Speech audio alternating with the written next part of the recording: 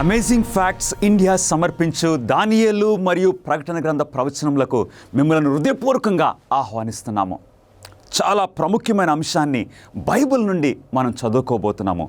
నరకమునకు పర్యవేక్షకుడు సాతానుడా.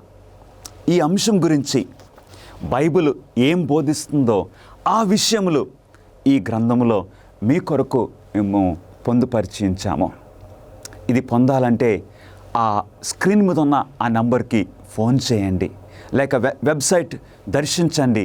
మీకు ఉచితంగా ఈ ఇన్ఫర్మేషన్ని పంపించాలని మేము ఆశపడుచు ఉన్నాము. నరకమునకు పర్యవేక్షకుడు సాతానుడా. ప్రార్థన చేసుకుని మనం దేవుని వాక్యాన్ని చూద్దాం. మహాపరిశుద్ధుడా, మీకే స్తుతులు స్తోత్రములు చెల్లించుకుంటున్నాము. మాతో మాట్లాడమని, మీ పరిశుద్ధాత్మను మాకు బోధకునిగా దయచేయమని ఈ వర్తమానం ద్వారా మా ప్రభు అయిన యేసుక్రీస్తు వారు మహింపరచబడినట్లు మీరు నడిపించుకోవాల్సిందిగా యేసుక్రీస్తు నామములో అడిగి వేడుకొంచున్నాం తండ్రి, ఆమెన్. ఆదికాండము 13వ అధ్యాయములో సొదొమ గొమొరా పట్టణముల గురించి మనము చూస్తూ ఉన్నాము. సొదొమ గొమొరా పట్టణాలు అటు యోర్దాను నది ఆ ప్రాంతములో, ఆ క్రింద మృత సముద్రము ఆ ప్రాంతములో ఒకప్పుడు ఉన్న పట్టణములో ఈ సొదొమ గొమొరా పట్టణముల యొక్క పరిస్థితి ఏ విధంగా ఉన్నదో దేవుని వాక్యము సెలవిస్తున్నది. ఆదికాండము 13వ అధ్యాయము 13వ వచనములో సొదొమ మనుషులు దుష్టులను యెహోవా దృష్టికి బహుపాపులునై ఉండిరి. ఎందుకు సొదొమ గొమొరాలో ఉన్న పట్టణస్థులు ఈ విధంగా దుష్టులు పాపులుగా ఎందుకయ్యారు? యెహెజ్కేలు గ్రంథము 16వ అధ్యాయంలో మనకు ఒక సత్యము బయటపడుతుంది.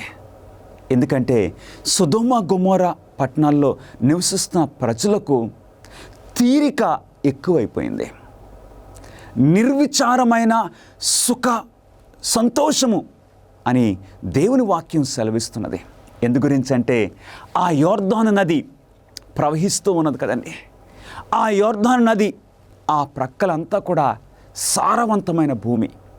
ఈ సొదొమ గొమొరా ఈ ప్రాంతముల్లో అంతా కూడా సస్యశ్యామలంగా ఉంటుంది. అందుగురించే లోతు అబ్రహాము ఇద్దరు కూడా ఇప్పుడు ఎన్నుకోవాల్సి వచ్చిన సమయం వచ్చేసరికి అబ్రహాం అన్నాడు, నీవు కుడివైపుకు వెళ్తే నేను ఎడం వైపుకు వెళ్తాను, నీవు ఎడం వైపు ఎన్నుకుంటే నేను కుడివైపుకు వెళ్తానని అబ్రహాము లోతుతో అన్నాడు. ఆ పరిస్థితుల్లో లోతు అటు చూసినప్పుడు ఈ సొదొమ గొమొరా ఆ ప్రాంతములు పచ్చగా సస్యశ్యామలంగా ఉండటం చూసి లోతు ఆ ప్రాంతాన్ని ఎన్నుకున్నాడు.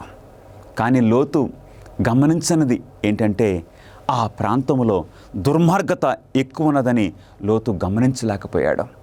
కానీ సొదొమ గొమొరా పట్టణముల యొక్క దుర్మార్గత పెరిగిపోయినప్పుడు ఏం జరిగింది?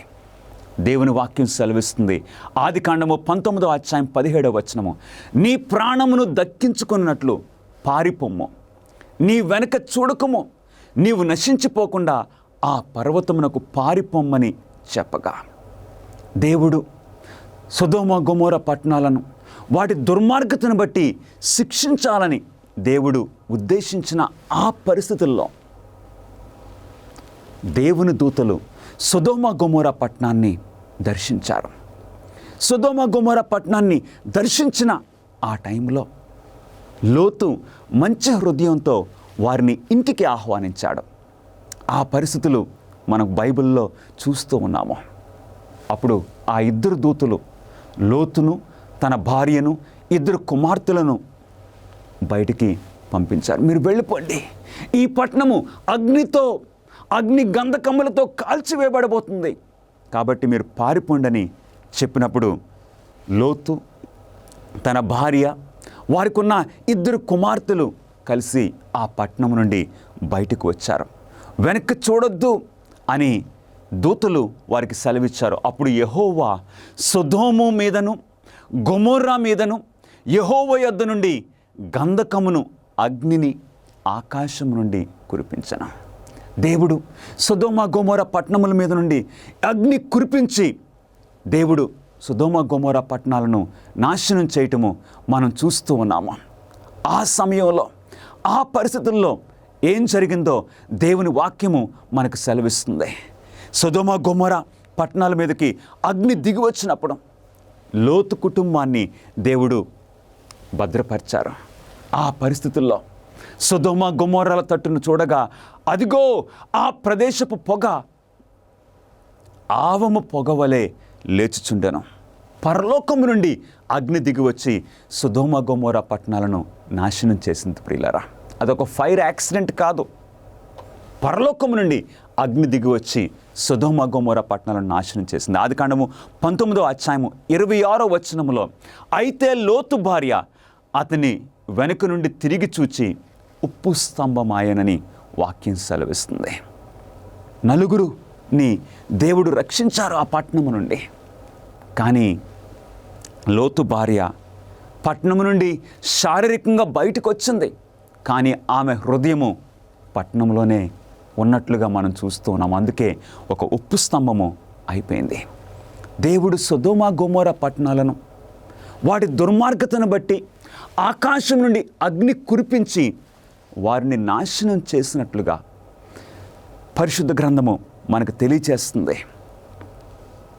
ఈ భూమి పాపముతో, దుర్మార్గతతో, తిరుగుబాటు స్వభావంతో నిండిపోవటం వలన బహు త్వరలో దేవుడు ఈ భూమిని సొదొమ గొమొర్రా పట్టణాలను నాశనం చేయబోతున్నట్లు దేవుని వాక్యము మనకు సెలవిస్తూ ఉన్నది. దుర్మార్గుల నాశనానికి ఉదాహరణగా ఏ 2 పట్టణాలు ఇవ్వబడ్డాయి? దేవుని వాక్యం సెలవిస్తుంది 2 పేతురు 2వ అధ్యాయము 6వ వచనములో, మరియు ఆయన సొదొమ గొమొర్రా అను పట్టణములను భస్మము చేసి ముందుకు భక్తిహీనులగు వారికి వాటిని దృష్టాంతముగా ఉంచుటకై వాటికి నాశనము విధించను. గమనిస్తున్నారా ప్రియులారా? సొదొమ గొమొర్రా పట్టణాలు దుర్మార్గంతో నిండిపోవటం వలన దేవుడు అగ్ని కురిపించి వాటిని భస్మము చేశారు. అంత మాత్రమే కాదు, ఆ 2 పట్టణాలు దృష్టాంతముగా మనకు ఒక ఉదాహరణగా దేవుడు ఇచ్చారని దేవుని వాక్యం సెలవిస్తుంది. 2వ ప్రశ్న, నరకములో దుర్మార్గులు ఎప్పుడు నాశనమగుదురు? అలాంటి అగ్ని దేవుడు కురిపించి దుర్మార్గులను ఎప్పుడు నాశనం చేస్తారు? దేవుని వాక్యము మనకు సెలవిస్తుంది. 2 పేతురు 2వ అధ్యాయము 9వ వచనములో, దుర్నీతిపరులను, శిక్షలో ఉంచబడిన వారిని తీర్పు దినము వరకు కావలిలో ముంచుటకును ప్రభువు సమర్థుడు. అవును ప్రియులారా, దేవుడు తీర్పు తీర్చకుండా ఎవరిని శిక్షించడు.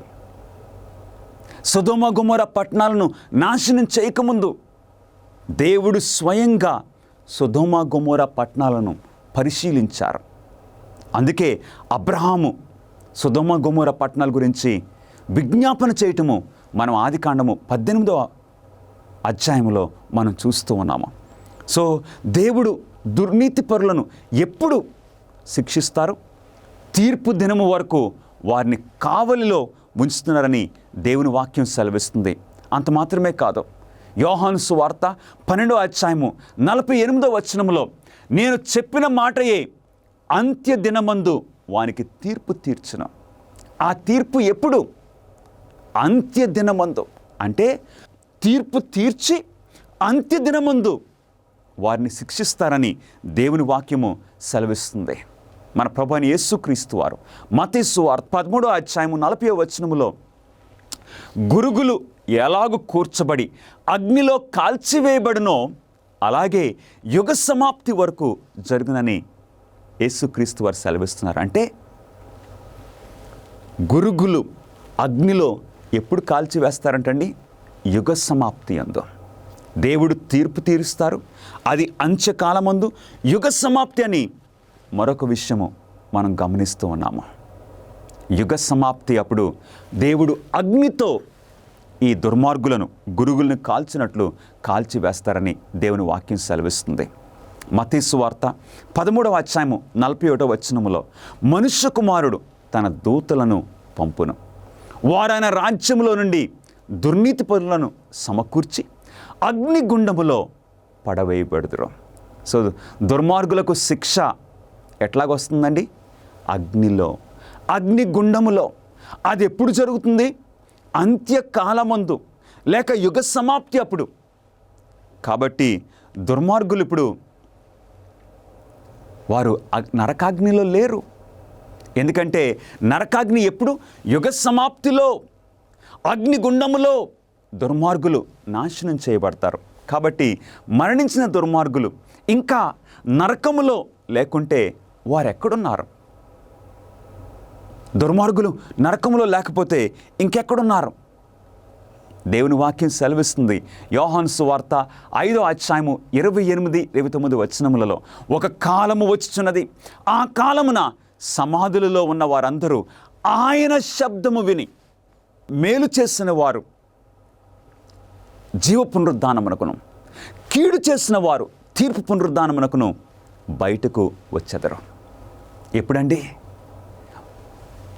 ఆయన శబ్దం విని. యేసుక్రీస్తు వారి యొక్క రెండవ రాకడ వరకు మరణించిన వారందరూ కూడా వారు సమాధుల్లో నిద్రిస్తున్నారని దేవుని వాక్యం సెలవిస్తుంది. దేవుని స్వరము వారు విను వరకు సమాధుల్లో మరణించిన వారందరూ కూడా నిద్రిస్తూ ఉన్నారు. దేవుని యొక్క వాక్యము యోబు గ్రంథము 21వ అధ్యాయము 30-32 వచనాల్లో మనం చూస్తే, దుర్జనులు ఉగ్రత దినమునందు వారు తోడుకొని పోబడుదురు, వారు సమాధికి తేబడుదురు, సమాధిలో వారు నిలిచియుందురు. అంటే చనిపోయిన వారందరూ కూడా ఎక్కడున్నారండి? ఇప్పుడు సమాధుల్లో ఉన్నారు. చాలామంది చనిపోయిన వారు ఇదిగో నీతిమంతులైతే పరలోకానికి వెళ్ళిపోయారు, దుర్మార్గులైతే నరకములో ఉన్నారు. లేదు ప్రియులారా, చనిపోయిన వారందరూ కూడా సమాధుల్లో ఉన్నారని, వారు నిద్రిస్తున్నారని దేవుని వాక్యము చాలా స్పష్టంగా తెలియచేస్తుంది. పాపానికి ప్రతిఫలము లేదా శిక్ష ఏమిటి? రోమీయులకు రాసిన పత్రిక 6వ అధ్యాయము 3వ వచనములో పాపము వలన వచ్చి జీతము మరణము, అయితే దేవుని కృపావరము మన ప్రభువైన యేసుక్రీస్తునందు నిత్య జీవము. హల్లెలూయా. మనం పాపం చేశాం కాబట్టి మనము మరణించవలసి ఉన్నాము. కానీ దేవుని కృపావరము మన ప్రభువైన యేసుక్రీస్తునందు నిత్య జీవము, క్రీస్తు ద్వారా పాపులమైన మనకు నిత్య జీవము కలుగుతుందని దేవుని వాక్యం సెలవిస్తున్నది. అందుగురించే ఆదామవ్వలు పాపం చేసిన తర్వాత దేవుని యొక్క కరుణా కటాక్షములను బట్టి వారు మరణించవలసి ఉన్నది. కానీ దేవుడు వారి ప్రాణాన్ని కాపాడారు. అప్పుడు దేవుని వాక్యం ఏం సెలవిస్తుంది? ఆదికాండము 3వ అధ్యాయము 22వ వచనములో, అతడు ఒకవేళ తన చెయ్యి చాచి జీవవృక్ష ఫలమును కూడా తీసుకొని తిని నిరంతరము జీవించునేమో అని ఏదెను తోటలో నుండి దేవుడు వారిని బయటికి పంపించారు. అంటే పాపులు నిత్యము పాపములో జీవించటము దేవుని యొక్క ఉద్దేశము కాదు. దుర్మార్గులు నిత్యము పాపపు స్థితిలో ఉండటము దేవుని యొక్క ఉద్దేశము అసలు కాదు. అందుగురించే దేవుడు ఆదామవ్వలను ఏదైనా తోటలో నుండి బయటకు పంపించినట్లు దేవుని వాక్యం సెలవిస్తుంది. మనుషులందరికీ ఉన్న రెండే రెండు ఎంపికలు ఏమిటి? అవును, దేవుడు మనకి ఎంచుకునే శక్తిని మనకు అనుగ్రహించారు. మన ముందున్న ఆ రెండు చాయిసెస్ ఏంటి? యోహాను సువార్త 3:16 ఆయన యందు విశ్వాసముంచు ప్రతివాడును నశింపక నిత్యజీవం పొందినట్లు ఆయనను అనుగ్రహించాను. రెండే రెండు మనం ఎంపిక చేసుకోవడానికి. ఒకటి నిత్య జీవము, మరొకటి నాశనము. ప్రియులరా, అవును, దేవుడు మానవులైన మనలను ఆయన స్వరూపములో సృష్టించి మనకి ఈ చక్కటి భాగ్యము అనుగ్రహించారు. నీవెన్నుకునే ఆ శక్తిని, ఆ అవకాశమును నీకు నాకు దేవుడిచ్చారు. నీవు దేన్ని ఎన్నుకుంటావు ప్రియ సహోదరుడా, సహోదరి? నిత్య జీవమునా లేక నిత్య నాశనమునా? దేవుని వాక్యము మనకు సెలవిస్తుంది. పాపానికి శిక్ష నిత్యము కాల్చుచున్న మంటల్లో దహనము అయితే యేసు సంపూర్ణ పాప పరిహారము చెల్లించినట్లే. ఒకవేళ ఒక పాపి గనక నరకములో నిత్యము కాలుతూ ఉంటే దాని అర్థం ఏంటో తెలుసండి? యేసుక్రీస్తు వారు మన నిమిత్తము సంపూర్ణంగా పాప పరిహారము చెల్లించినట్లే. ఆలోచించండి ప్రియ సహోదరి సహోదరులారా, నరకాగ్నిలో దుర్మార్గులకు ఏమి జరుగును? దేవుని వాక్యం ఏం సెలవిస్తుంది? ఈ నరకాగ్ని వలన దుర్మార్గులకు ఏమి జరగబోతుంది? 37వ కీర్తన 10 తర్వాత 20వ వచనము, ఇంక కొంతకాలమునకు భక్తిహీనులు లేకపోదురు. భక్తిహీనులు కొంతకాలమే. భక్తిహీనులు కొంతకాలమైన తర్వాత వారు కనపడరు. గమనిస్తున్నారా?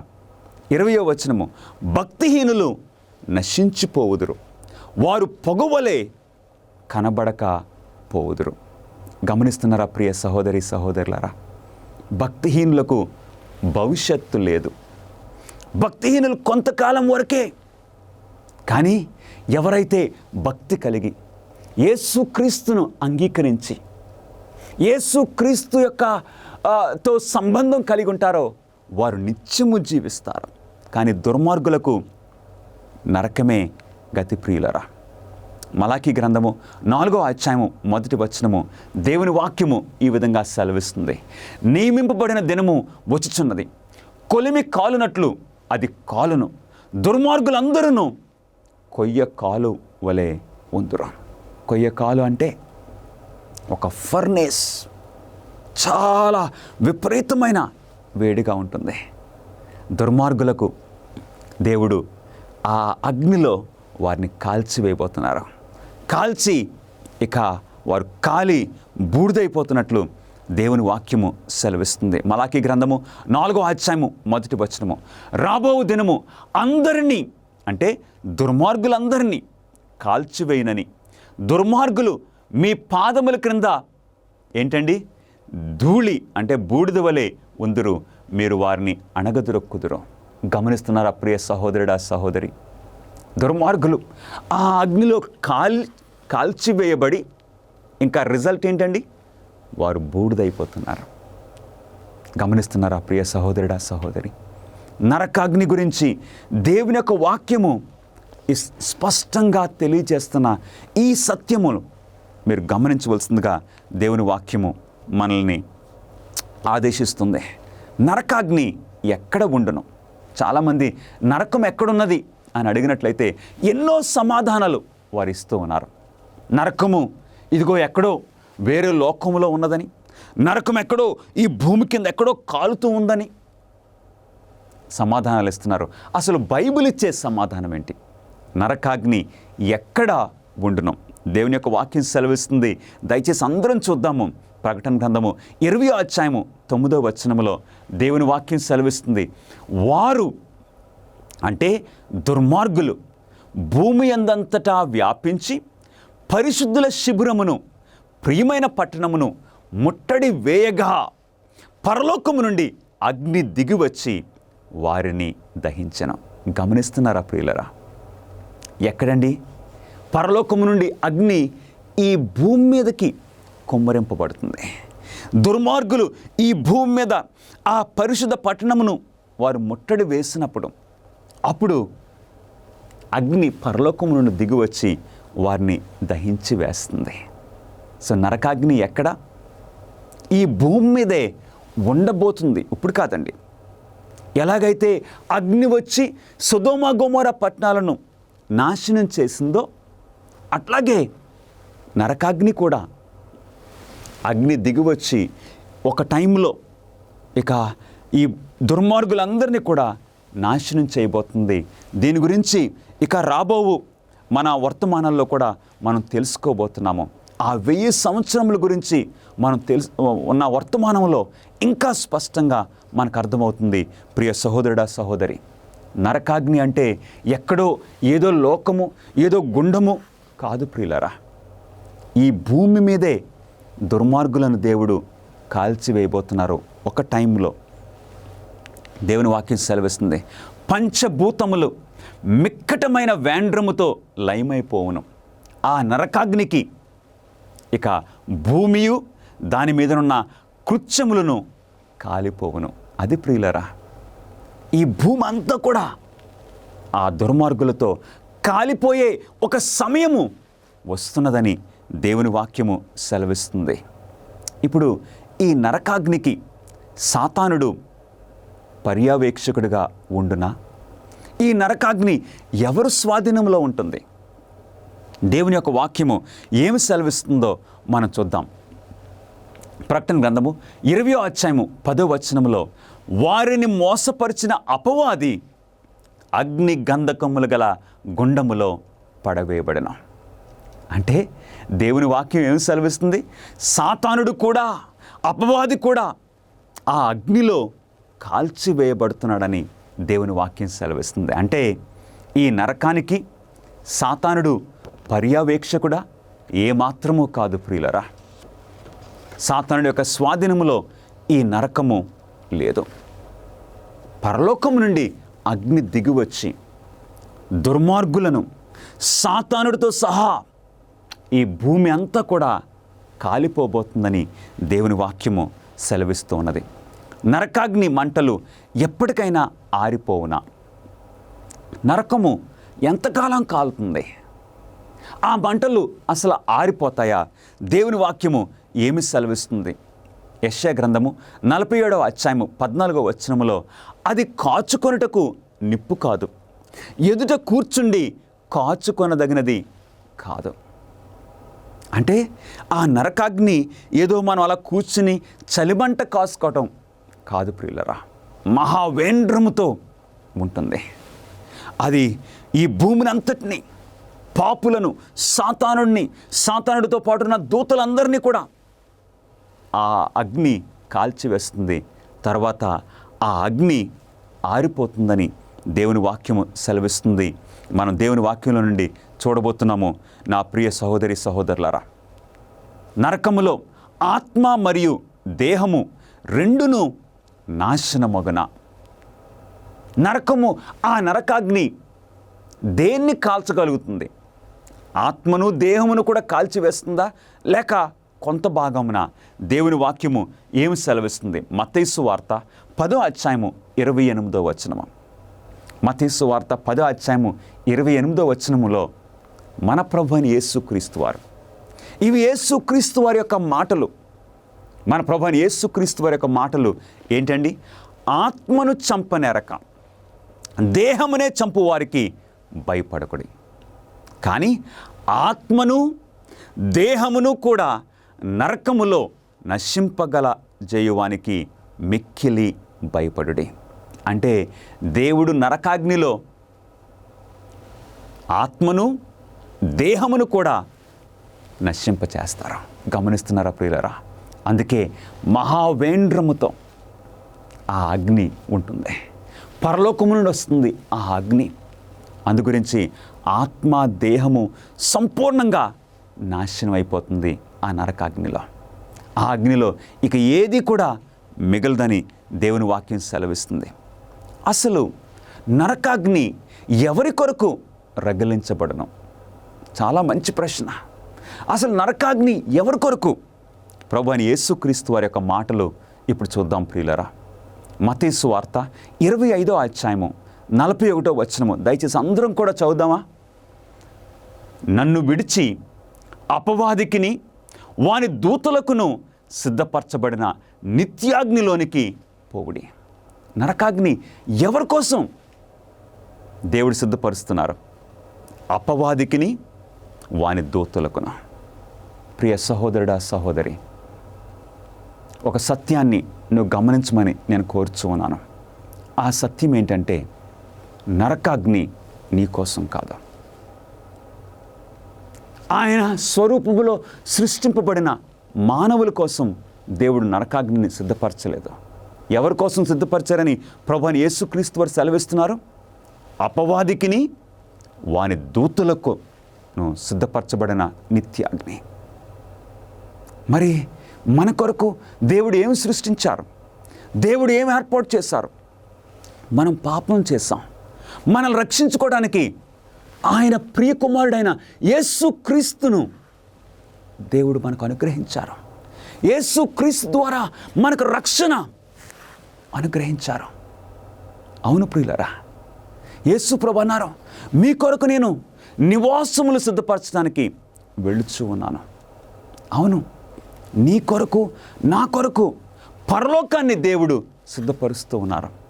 ఆ పరలోక రాజ్యమును, ఒక పట్టణమును నీ కొరకు నా కొరకు దేవుడు సిద్ధపరుస్తున్నారు. నీతో నాతో నిత్యము దేవుడు జీవించాలని ఆయన ఆశపడుతున్నారు. నరకాగ్ని నీ కోసం కాదు. నరకాగ్ని అపవాది అంటే సాతానుడికిని వాని దూతలకును. గమనిస్తున్నారా ప్రియ సహోదరి సహోదరులారా? ప్రభువైన యేసుక్రీస్తు వారు దేవుని యొక్క ప్రణాళికలు ఎంత అద్భుతంగా ఉన్నాయో. కాబట్టి ఈరోజే ఈ నరకాగ్ని గురించి ఈ సత్యాలను మనం తెలుసుకొని ప్రభువైన యేసుక్రీస్తు వారితో మన సంబంధాన్ని బలపరుచుకుందాం. యేసుక్రీస్తు వారు నీ కొరకు సిద్ధపరుస్తున్న ఆ నివాసముల్లో జీవించడానికి మనం ఈ రోజు నుండే సిద్ధపడాలి. ప్రియ సహోదరి సహోదరులారా, నరకాగ్ని మన కోసం కాదు. కానీ వాస్తవం ఏంటి?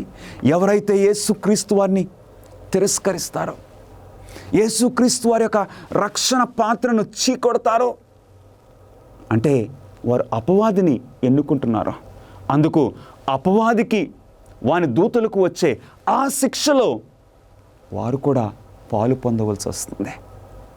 నరకాగ్ని నీ కొరకు కాదు. నీ కొరకు దేవుడు ఒక చక్కటి పరలోకమును ఆయన సిద్ధపరచున్నారని దేవుని వాక్యం సెలవిస్తుంది. విచ్ఛిన్నమైపోయినటువంటి ప్రపంచంలో దేవుని యొక్క ప్రణాళిక ప్రవచనాల ద్వారా మీరు తెలుసుకోవాలని కోరుతూ ఉన్నారా?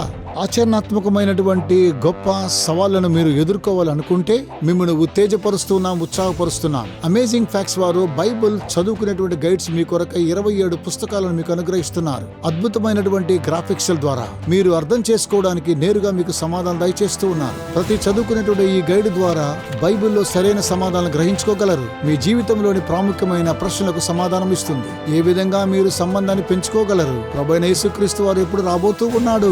ఇంకా ఎన్నో విషయాలను తెలుసుకోవచ్చు. భవిష్యత్తులో ఈ యొక్క విలువైన విషయాన్ని కోల్పోకండి. మీ జీవితాన్ని రూపాంతరపరుస్తూ ఉన్నాయి అమేజింగ్ ఫ్యాక్ట్స్ వారు ఇచ్చేటువంటి బైబిల్ చదువుకునే పుస్తకం. ఇవి మీకు ఇంగ్లీష్ లోను, హిందీ, తమిళ్, తెలుగులో మీకు లభిస్తూ ఉన్నాయి. వేచి ఉండకండి. వెంటనే మీ యొక్క స్టడీ గైడ్స్ ను ఇప్పుడే ఆర్డర్ చేయండి. AFTV.in అనేటువంటి మా వెబ్సైట్ ని సంప్రదించి వెంటనే పొందండి. 12వ ప్రశ్న, దేవుడు దుర్మార్గులను నాశనం చేయడాన్ని బైబిల్ ఎలా సూచిస్తుంది? దుర్మార్గులను నాశనం చేయడం గురించి ఈ పరిశుద్ధ గ్రంథము ఏ విధంగా చిత్రీకరిస్తుంది? చాలా ఆశ్చర్యమైన మాటలు ఒకసారి చూద్దాం ప్రియులారా. యెషయా గ్రంథము 28వ అధ్యాయము 21వ వచనములో దేవుని వాక్యము ఈ విధంగా సెలవిస్తుంది. మనందరం చదువుదామండి. నిజముగా తన కార్యమును, తన ఆశ్చర్య కార్యమును చేయుటకు, అపూర్వమైన తన కార్యమును నునరించుటకు యెహోవా రేగును. నరకాగ్ని గురించి దేవుని వాక్యం ఏం సెలవిస్తుందో తెలుసా? A strange act. ఆశ్చర్యమైన కార్యము లేక అసాధారణమైన కార్యము. ఇది సాధారణంగా దేవుడు చేసేది కాదు. ఇది ఒక ఆశ్చర్య కార్యం. ఎందుకంటే ఒక ప్రేమగల దేవునికి, రక్షించే స్వభావం కలిగిన ఈ దేవునికి నాశనం చేయటము అసాధారణమైన కార్యము. అన్ అన్యూజువల్ యాక్ట్. గమనిస్తున్నారా ప్రియులారా? దేవునికి రక్షించడమే ఆయనకు అలవాటు, రక్షించడమే ఆయనకి ఇష్టం. ఎవరు చెయ్యి చాపినా సరే వారిని రక్షించే ఆ హస్తం అయింది, ఆ మనసు అయింది. దుర్మార్గుడు తన దుర్మార్గత వలన మరణించుటలో నాకు సంతోషం లేదని యెహెజ్కేలు 33వ అధ్యాయము 11వ వచనంలో దేవుడు అంటున్నారు.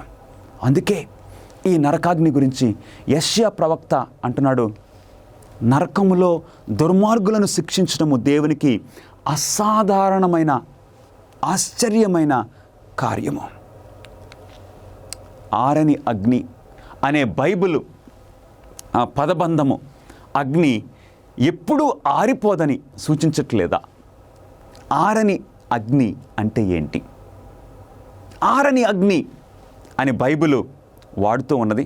ఈ ఆరని అగ్ని అంటే ఏంటో దేవుని వాక్యంలో నుండి మనం చూద్దాం ప్రియులారా. ఎందుకంటే Martin Luther, Protestant reformers Bible చదివే ఒక చక్కటి పద్ధతిని వారు బయటకు తీసుకుని వచ్చారు. అదేంటంటే సోలా స్క్రిప్చురా.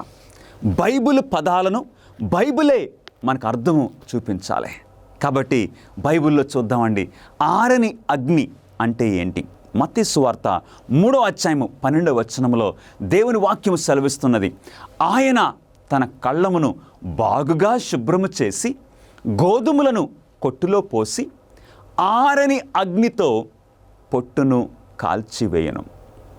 ఆరని అగ్ని అంటే ఏంటో దేవుని వాక్యములో మనం చూద్దాం ప్రియులరా. ఇర్మియా గ్రంథము 17వ అధ్యాయము 27వ వచనములో ఇర్మియా ప్రవక్త ద్వారా దేవుడు ఇర్మియా కాలంలో జీవిస్తున్న ఆ ప్రజలకు ఈ హెచ్చరిక చేస్తున్నారు. అయితే మీరు విశ్రాంతి దినమును ప్రతిష్ఠ దినముగా ఎంచి ఆ దినమున బరువులు మోసుకొనుచు యెరూషలేము గుమ్మములలో ప్రవేశింపకూడదని నేను చెప్పిన మాట మీరు వినని ఎడల అప్పుడు ఏం జరుగుతుంది? ఇర్మియా గ్రంథము 17వ అధ్యాయము 27వ వచనములో, నేను దాని గుమ్మములలో అగ్ని రగులబెట్టెదను. మీరు అవిధేయత చూపించినట్లయితే దేవుడు అగ్ని పంపిస్తానని సెలవిస్తున్నారు. అది యెరూషలేము నగరులను కాల్చివేయును, దానిని ఆర్పుటకు ఎవరికిని సాధ్యము కాకపోను. ఎవరు ఆర్పలేరు. ఆ విధంగా యెరూషలేము గుమ్మములలో నేను అగ్ని రాజబెట్టబోతున్నాను. అది ఎవరికిని ఆర్పడానికి సాధ్యం కాదు. ఇప్పుడు మిమ్మల్ని ఒక ప్రశ్న అడగాలనుకుంటున్నాను.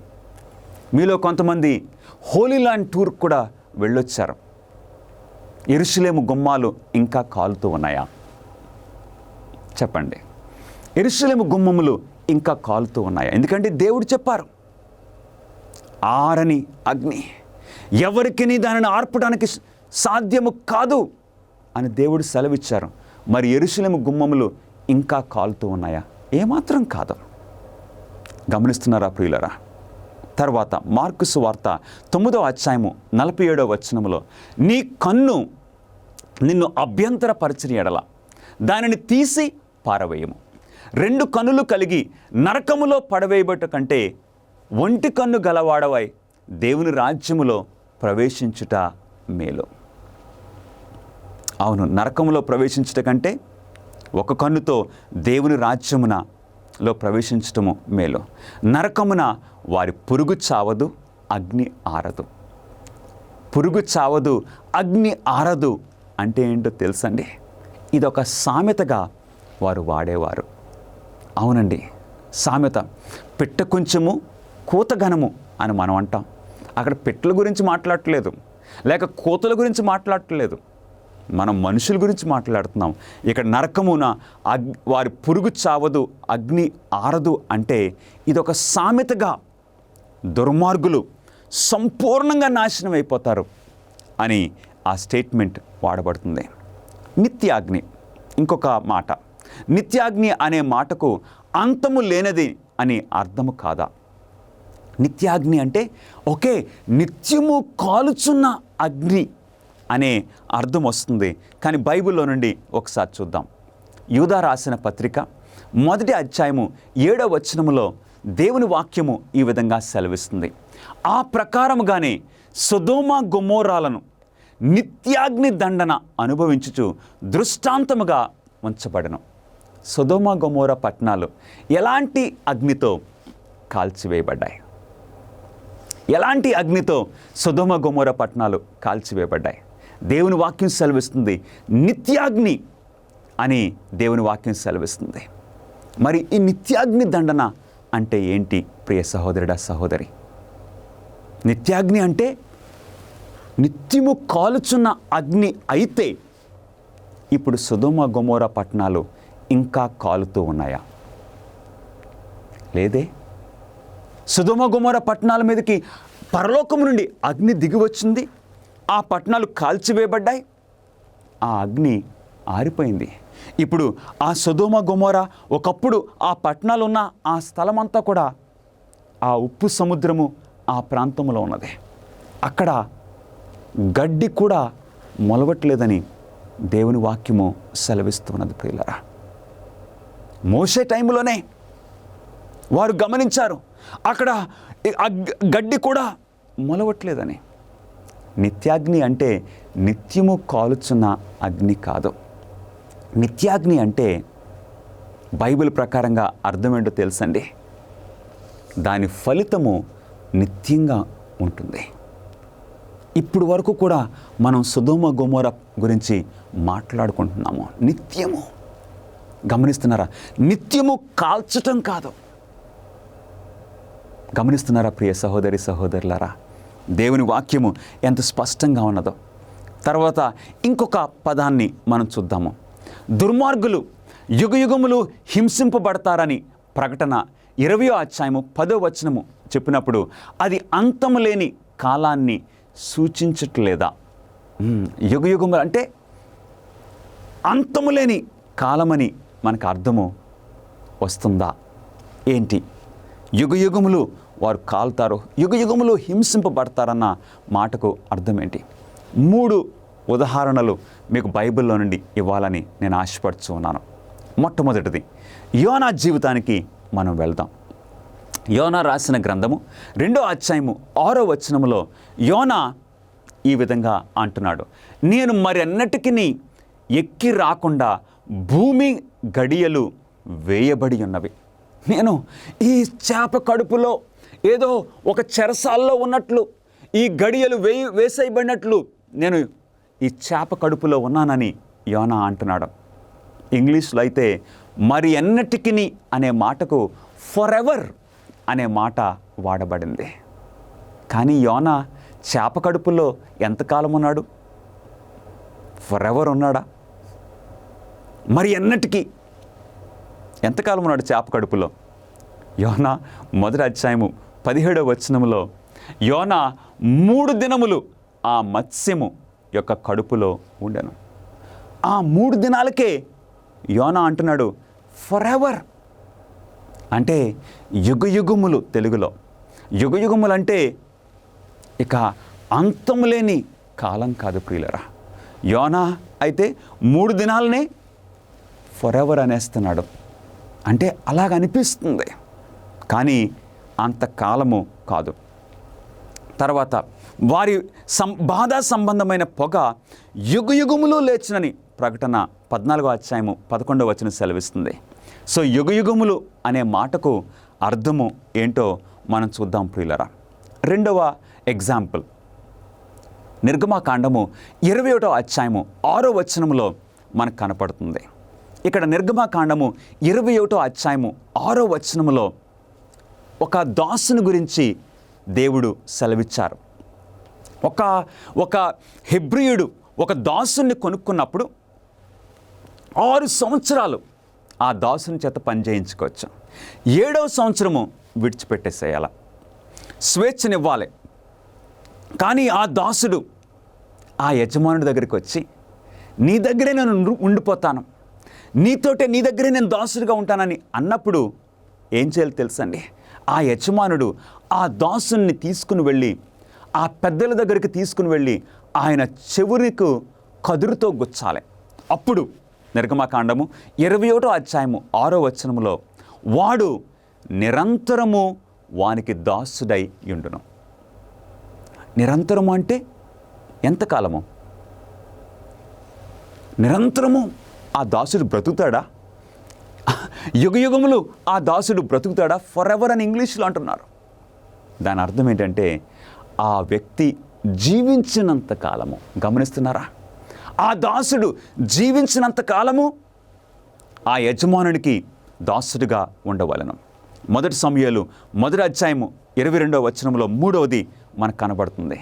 ఇక్కడ హన్నాకు పిల్లలు కలగలేదు, ప్రార్థించింది, దేవుడు హన్నాకు గర్భం తెరిచారు.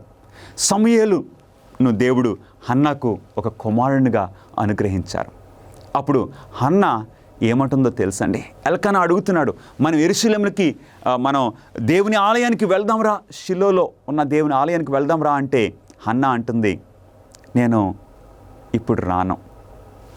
1 సమూయేలు 1వ అధ్యాయము 22వ వచనంలో తిరిగి రాక ఆ కుమారుడు అక్కడే ఉండునట్లుగా, అంటే నేను దేవుని అడిగాను, దేవా నాకు ఇస్తే ఇక నీ ఆలయములో ఉండిపోయినట్లుగా నేను సమూయేలును ఇవ్వబోతున్నానని హన్నా వాగ్దానం చేసింది.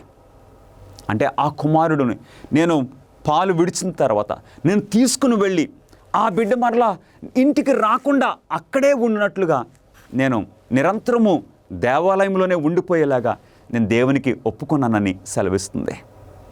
నిరంతరము అంటే 1 సమూయేలు 1వ అధ్యాయము 28వ వచనంలో హన్నా మాటల్లోనే దానికి అర్థము మనం చూడొచ్చు. తాను బ్రతుకు దినములు అన్నిటను.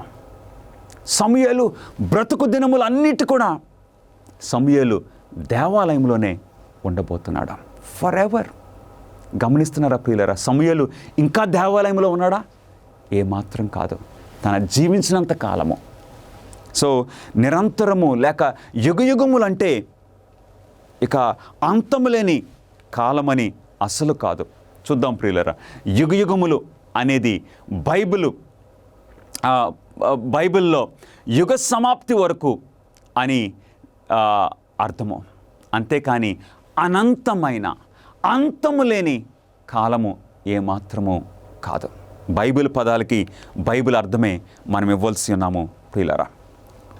పాపము మరియు పాపులు నాశనం చేయబడిన తర్వాత యేసు తన ప్రజల కొరకు ఏమి చేయను?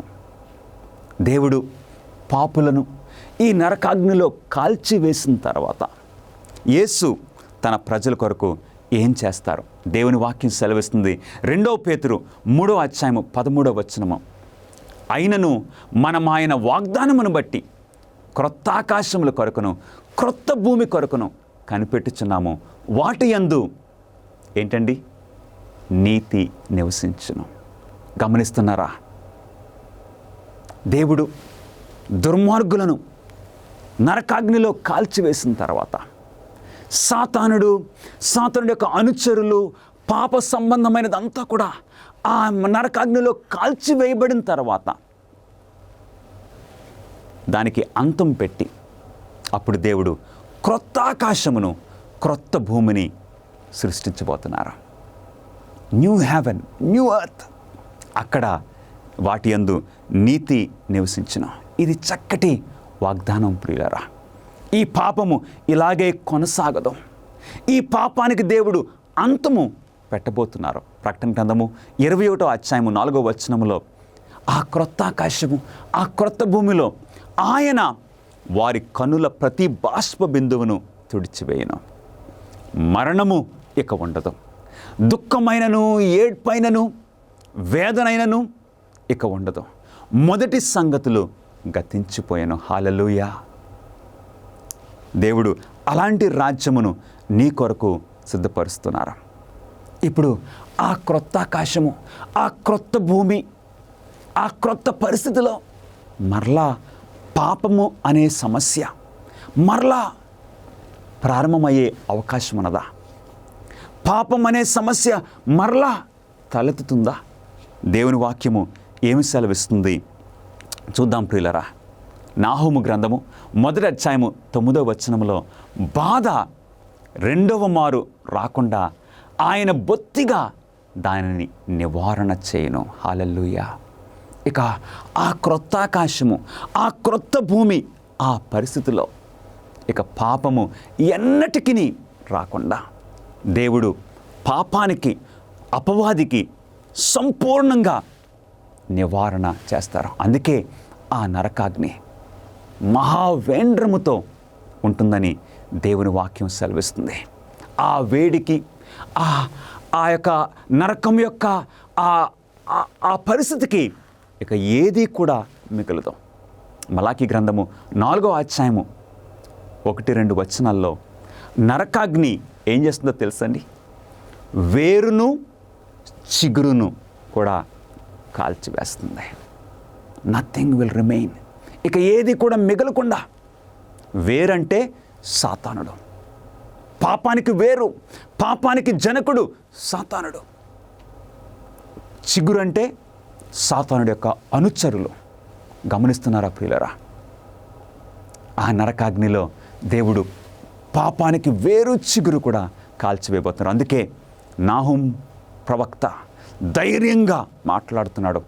పాపము రెండవ మారు రాకుండా ఆయన దానిని బొత్తిగా సంపూర్ణంగా నివారణ చేయనని దేవుని వాక్యం సెలవిస్తుంది. యోబు ఒక ప్రశ్న అడుగుతున్నాడు. చాలా ప్రాముఖ్యమైన ప్రశ్న. ఆలోచింపచేసే ఏ ప్రశ్నను యోబు అడిగను. యోబు గ్రంథము 4వ అధ్యాయము 16వ వచనములో దేవుని వాక్యము ఈ విధంగా సెలవిస్తుంది. దేవుని సన్నిధిని మర్త్యులు అంటే మరణించినట్టు మనుషులు నీతిమంతులగుదురా? ఈ ప్రశ్న బట్టి మనం ఒక విషయాన్ని గమనించవచ్చు. ఏంటంటే దేవుడు దుర్మార్గులను నిత్యము కాలిస్తే ఎవరు ఎక్కువ నీతిమంతులు అవుతారు? దేవుడా, మానవులా? ఉదాహరణకు మీకు ఒక కుమారుడు ఉన్నాడు, లేక ఒక కుమార్తె ఉన్నది. ఇక ఆ కుమారుడు దుర్మార్గపు క్రియల్లో నిలిచిపోయాడు అనుకుందాం. ఇక వెనక్కి తిరిగే పరిస్థితి లేదు. దుర్మార్గతలో నిలిచిపోయాడు, స్థిరపడిపోయాడు. ఆ వ్యక్తిని ఆ తండ్రి ఏం చేస్తాడు? ఎన్నిసార్లు చెప్పినా వినలేదు. ఇక ఆ తండ్రి ఆ వ్యక్తిని శిక్షించవచ్చు. కరెక్టే, మరణశిక్ష విధించవచ్చేమో. కానీ నిత్యము శిక్ష ఆ కుమారుడికి ఏ తండ్రి ఇవ్వడు, ఏ తల్లి ఇవ్వదు, ఏ మానవులు ఇవ్వరు. ఆ పరిస్థితిని గురించి యోబు ఇక్కడ మాట్లాడుతున్నాడు. దేవుని సన్నిధిని మర్త్యులంటే మానవులు నీతిమంతులగుదురా? దేవుని కంటే మానవులు నీతిమంతులా? ఏమాత్రం కాదు. మానవులమైన మనమే ఇదిగో నిత్యము ఆ కుమారుణ్ణి అలా శిక్షించడము న్యాయం కాదని మనం అంటాం. మన ఇండియన్ లా చూద్దాం ఒకసారి. మన కోర్టు ఎవరికైనా మరణశిక్ష విధిస్తే ఎంతకాలం అండి? మరణశిక్ష, యావజ్జీవ కారాగార శిక్ష అంటే ఎంతకాలము? ఆ వ్యక్తి చనిపోయే వరకా? లేదు. ఏం చేస్తుందో తెలుసా అండి?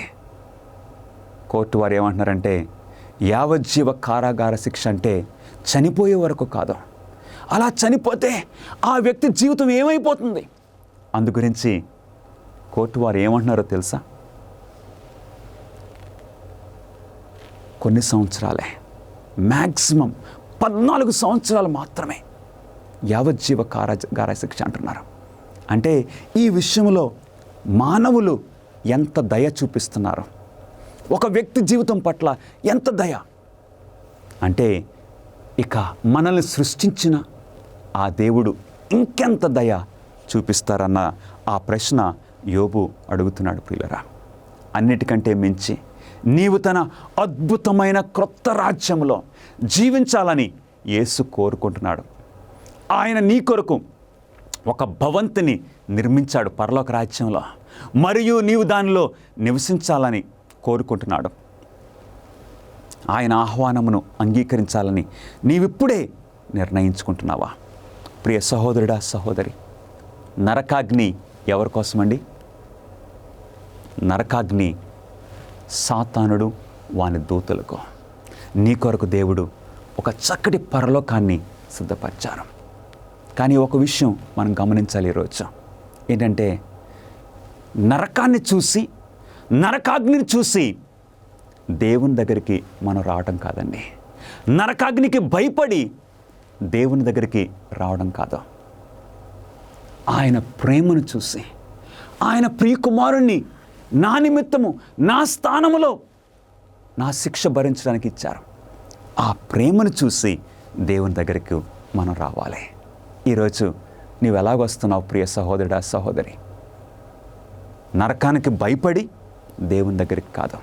ఎందుకంటే అలాంటి భయము ఎక్కువసేపు ఉండదు. కర్రకు భయపడి విధేయత చూపించేవారు వారు విధేయతలో ఎక్కువసేపు కొనసాగలేరు. కానీ ప్రేమను చూసి, ఆ తల్లి మీద ప్రేమతో, ఆ తండ్రి మీద ప్రేమతో వారు విధేయత చూపించిన వారు ఒక చక్కటి శాశ్వతమైన సంబంధంగా అది మారుతుంది. అలాగే దేవుడు ఈరోజు నిన్ను నన్ను పిలుస్తూ ఉన్నారు. నా ప్రియ కుమారుడా, నా ప్రియ కుమార్తె, నీ కొరకు నా ప్రాణాన్ని సిలువపై మరణించాను.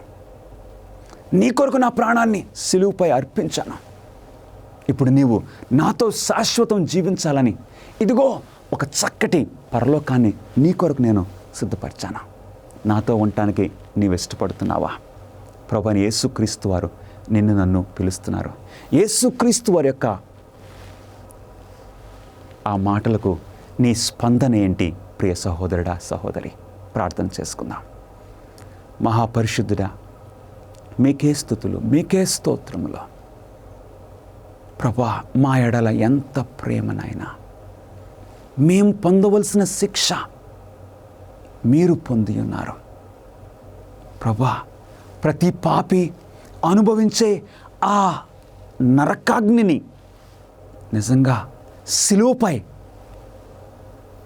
యేసుక్రీస్తు వారు అనుభవించారు. నాయనా, మీకు స్తోత్రములు చెల్లించుకుంటున్నాము. ఇప్పుడు యేసుక్రీస్తును అంగీకరించిన ప్రతి వారికి ఆయనతో నిత్యము జీవించే ఆ నిత్య జీవము మాకివ్వడానికి మీరు ఇష్టపడుతున్నారు. మేమైతే ఈరోజు అంగీకరిస్తున్నాము ప్రియ ప్రభువా. మా యొక్క సమర్పణను స్వీకరించమని మా ప్రభువును మీ ప్రియకుమారుడైన నజరుడైన యేసుక్రీస్తు నామములో అడిగి వేడుకొంచున్నాము తండ్రి. ఆమేన్.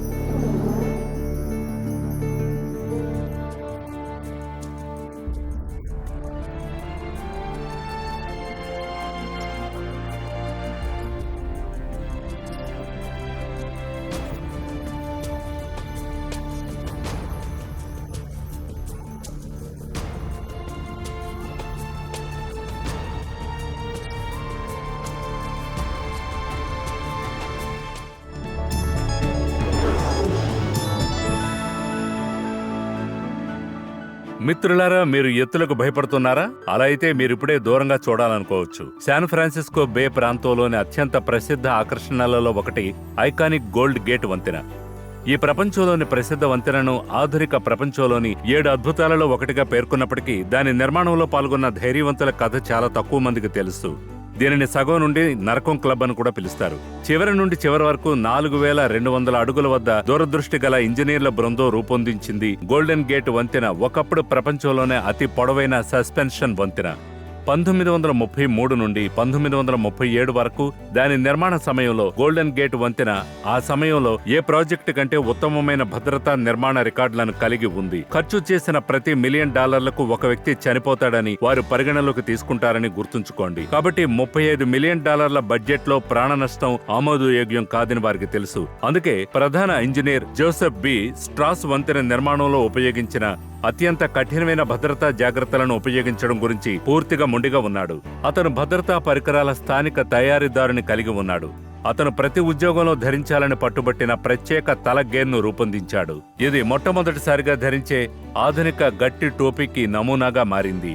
కానీ భద్రతా జాగ్రత్తలు మరింత ముందుకు సాగాయి. చల్లని గాలి నుండి వారి చర్మాన్ని రక్షించడానికి స్ట్రాస్ ఒక ప్రత్యేక చేతి మరియు ముఖ క్రీమ్ని మరియు వారి కళ్లను రక్షించడానికి మెరుపులేని గాగుల్స్ని అందించాడు. అదనంగా వారు ఆ ఎత్తైన ప్రదేశాలలో పనిచేస్తున్నప్పుడు మైకాన్ని నివారించడానికి ప్రత్యేక ఆహారం కూడా తిన్నారు. కానీ అత్యంత స్పష్టమైన భద్రతా జాగ్రత్త గోల్డెన్ గేట్ వంతెన యొక్క మొత్తం నిర్మాణ ప్రాంతం కింద చివరి నుండి చివరి వరకు వేలాడదీసిన భారీ వల. వాస్తవానికి నిర్మాణ సమయంలో ఈ వల 19 మంది వ్యక్తుల ప్రాణాలను కాపాడింది. వారు తర్వాత హెల్త్ క్లబ్ కి సగం మార్గం అని పిలువబడ్డారు. ఇది మీరు ఊహించగల అత్యంత ప్రమాదకరమైన నిర్మాణ పరిస్థితులని ఇప్పుడు మీరు గుర్తుంచుకోవాలి. కొన్ని చోట్ల అవి మంచుతో నిండిన నీటికి 700 అడుగుల ఎత్తులో ఉండేవి. అయినప్పటికీ అన్ని వర్గాల నుంచి వచ్చిన పురుషులు ఈ ప్రమాదాలను తీసుకోవడానికి సిద్ధంగా ఉన్నారు. ఎందుకంటే ఇది మహామాంద్యం సమయంలో మరియు వారికి రోజుకు $11 వరకు చెల్లించబడుతుంది. ఇది అప్పటికి అదృష్టం. దీనివల్ల ఇతర ప్రయోజనాల్లో ఒకటి, పురుషులు ఆ జారే ఉపరితలంపై పైకి నడుస్తున్నప్పటికీ చాలా ధైర్యంగా ఉన్నారని వారు కనుగొన్నారు. ఎందుకంటే వారు పడిపోతే వారిని రక్షించడానికి ఒక యంత్రాంగం ఉందని వారికి తెలుసు. ఇది రికార్డు సమయంలో వంతెనను నిర్మించడానికి, ముందుకు సాగడానికి వారికి విశ్వాసాన్ని, ధైర్యాన్ని ఇచ్చింది. క్రైస్తవులుగా మీకు తెలిసిన స్నేహితులు, మనం చేయాల్సిన గొప్ప పని ఉంది. స్వర్గం మరియు భూమిని కలిపే వంతెనను నిర్మించడంలో యేసుతో కలిసి పాల్గొనగలమని బైబిల్ మనకు చెప్తుంది. మార్గం వెంట ప్రమాదాలు ఉన్నాయి, మనం పడిపోవచ్చు లేదా పొరపాటు చేయొచ్చు అనే భయంతో ధైర్యం మనల్ని స్తంభింపజేయాలనుకుంటుంది. కానీ యేసు మనకు భద్రతా వలయాన్ని అందించాడని తెలుసు. మనం భయపడాల్సిన అవసరం లేదు. మనం ఆత్మవిశ్వాసంతో ముందుకు సాగచ్చు. ఎందుకంటే వాగ్దానం యోధా 24వ వచనంలో ఉంది, ఆయన మనలను పడిపోకుండా ఉంచగలడు. కానీ కొన్నిసార్లు మనం పొరపాటు చేస్తాం. ఇంకా నిరుత్సాహపడకండి స్నేహితులారా. మీరు 1 యోహాను 2వ అధ్యాయంలోని 1వ వచనాన్ని చదివితే బైబిల్ ఎలా చెప్తుంది, మనం పడిపోతే, మనం పాపం చేస్తే మన తండ్రికి సహాయకుడైన యేసుక్రీస్తు ఉన్నాడు. కాబట్టి ముందుకు సాగి క్రీస్తుతో ఆ వంతెనను నిర్మిద్దాం.